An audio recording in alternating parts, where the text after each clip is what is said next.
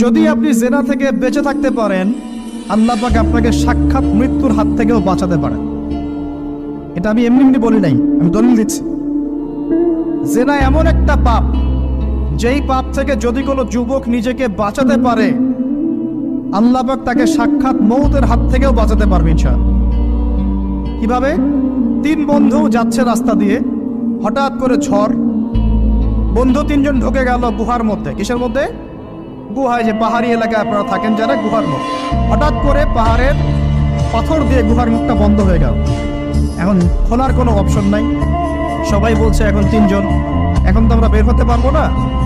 সবাই সবার নেক আমলের ওসিলা দিয়ে আল্লাহর কাছে দোয়া কর। কিসের ওসিলা দিয়ে? নেক আমলের ওসিলা দিয়ে দোয়া করতে হয়। হাদিস।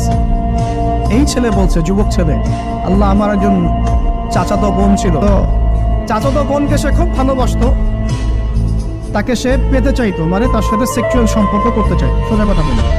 এখন সেই মেয়েকে অনেক প্রস্তাব দেয়, সেই মেয়ে রাজি হয় না। শেষে বলে, যদি আমাকে 1000 বা 100 স্বর্ণ মুদ্রা দিতে পারো, দিনার, তাহলে আমি তোমার সাথে সেক্স করবো, মানে জেনা করবো না।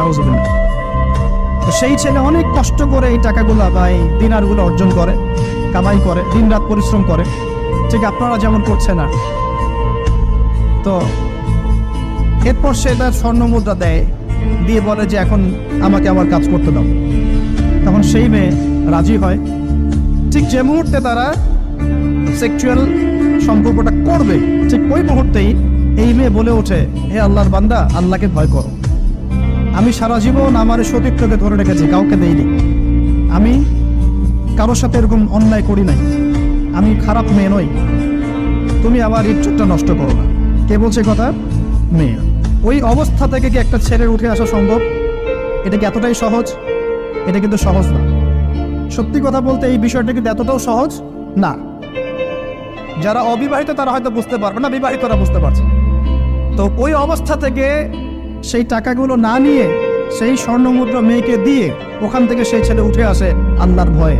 সে এখন গুহার মধ্যে আটকা পড়েছে, আল্লাহকে বলছে, আল্লাহ, ওই দিন ওই কাজ যদি তোমার সন্তুষ্টির জন্য করে থাকি, আজকে আমাকে মৃত্যুর হাত থেকে বাঁচাও। সমস্ত পাথর তপ করে সরে গেল গুহার মুখ থেকে। এটা কিন্তু কোনো গাল গল্প নয়, এটা বনু ইসরাইলের ঘটনা, সত্য ঘটনা।